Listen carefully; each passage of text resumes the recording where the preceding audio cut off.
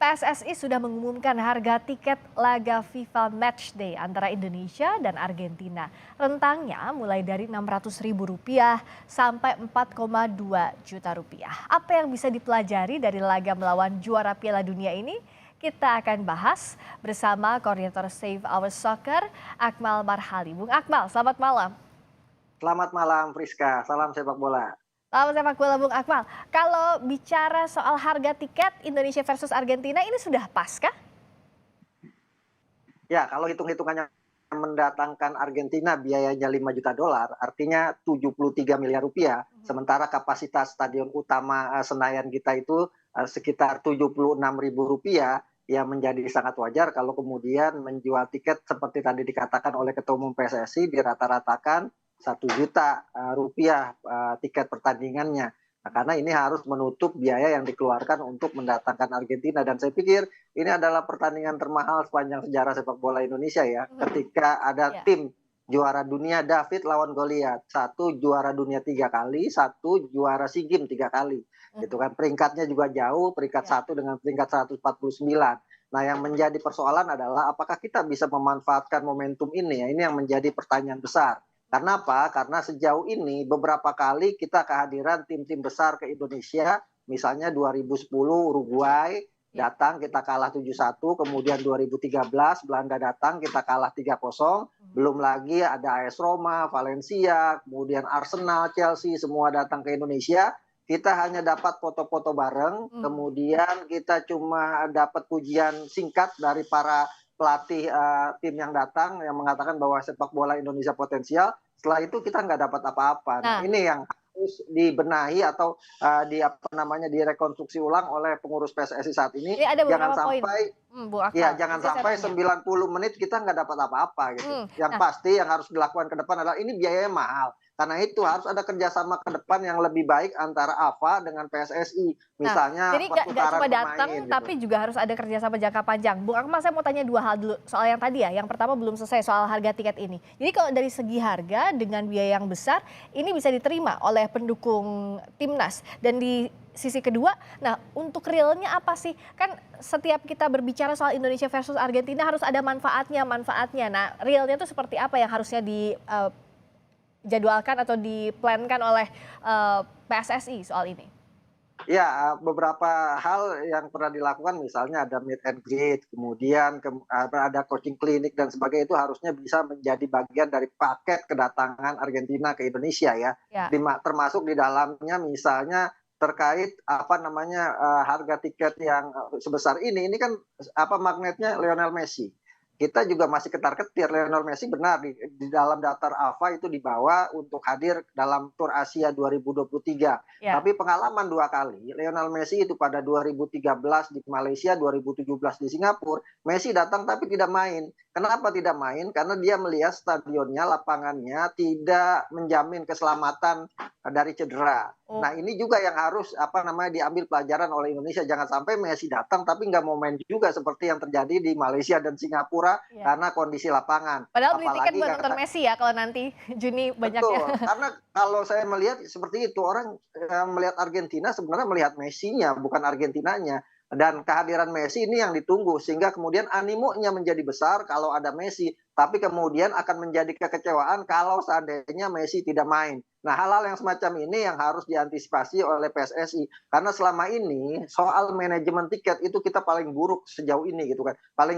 Contoh paling mudah adalah di Piala AFF kemarin, betapa orang Ya. beli tiket kemudian tidak bisa duduk karena tempat duduknya ditempatin orang lain. Di Stadion Utama Gelora Bung Karno masalahnya adalah tidak ada nomor kursi. Ini yang jadi problem nantinya. Padahal harga Oke. tiketnya Mahal ya? 600.000, 1.200.000, 2.500.000 sama 4.250.000. Nah, kalau kemudian tiket harganya mahal, harusnya servisnya juga bagus gitu Nah, kan. Nah, ini perbandingannya yang akan gimana jadi Bung Akmal, problem. punya ceritanya mungkin? Kalau dibandingkan Ya, dengan Indonesia di negara lain seperti apa manajemen untuk tiketing ini?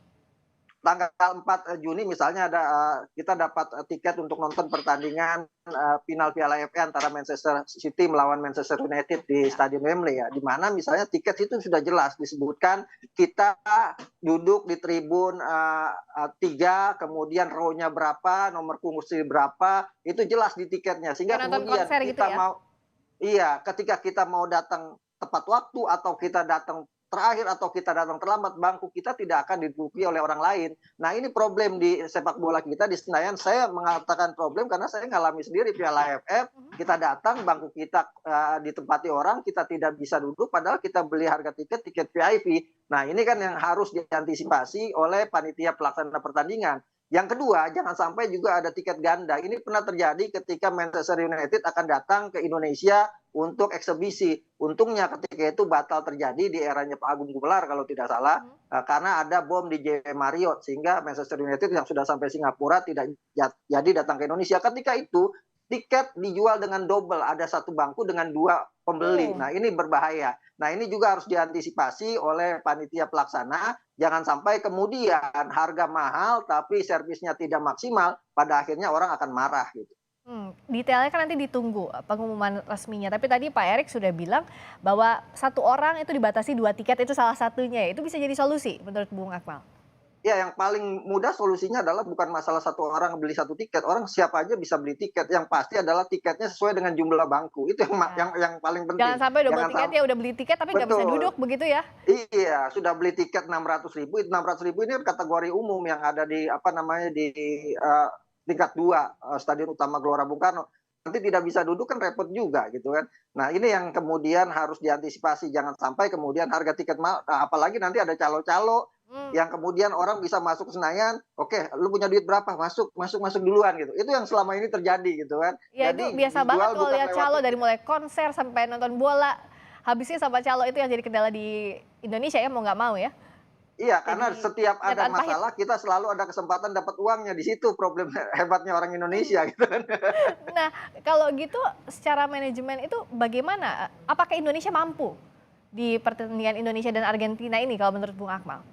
Ya harusnya mampu karena kita sejatinya sudah banyak pelajaran yang didapat, apalagi sebelumnya kita kan akan jadi tuan rumah Piala Dunia U20 yang batal itu gitu kan. Ya, Nah, ketika tuan rumah Piala Dunia U20 pastinya aturan-aturan soal bagaimana distribusi tiket, bagaimana penjualan tiket, bagaimana bangku stadion, ini harusnya sudah dipenuhi syarat-syaratnya sehingga kita Stadion Utama Gelora Bung Karno Senayan ini kan salah satu tempat yang seharusnya dipakai untuk perhelatan Piala Dunia ya. dan syarat-syarat yang ditetapkan oleh FIFA, oleh sepak bola dunia harusnya sudah ada. Artinya harusnya saat ini GBK itu bangkunya ada nomornya dan di tiketnya ada nomornya.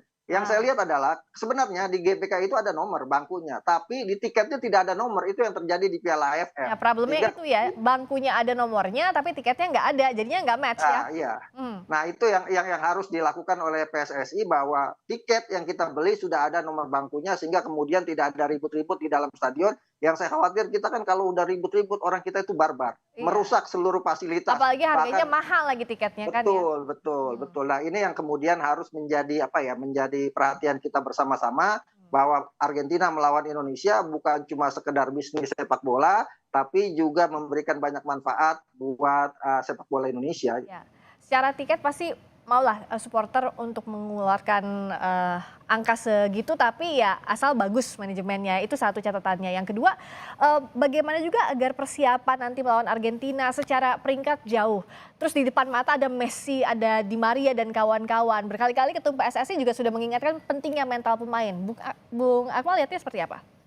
Iya, kalau kita lihat pelajaran sebelumnya, kita kalah 5-0 dari Argentina di Piala Dunia U20 pada 1979. Ketika itu eranya Diego Armando Maradona, Mmm, tim junior. Nah, yang hadir sekarang adalah tim senior. Kita juga sudah punya pengalaman bahwa apa namanya, kita kalah 7-1 lawan Uruguay, kemudian 3-0 lawan lawan Belanda dan kita berharap sebenarnya yang kita harapkan adalah Argentina bermain untuk menghibur gitu kan, ya. tidak kemudian untuk membantai dalam tanda kutip ya Indonesia di pertandingan kali ini karena memang mereka datang sebenarnya kalau lihat tujuannya ya untuk liburan. Mereka datang ke Cina untuk bertanding melawan Australia, kemudian datang ke Indonesia untuk bertanding dengan Indonesia. Tujuannya sebenarnya liburan, mengisi waktu, Ya. karena bagaimanapun, walaupun dimasukkan dalam program FIFA Matchday, mereka lebih ingin memberikan hiburan kepada masyarakat sekaligus memperkenalkan Argentina sebagai juara dunia Baik. kepada masyarakat dunia. Gitu.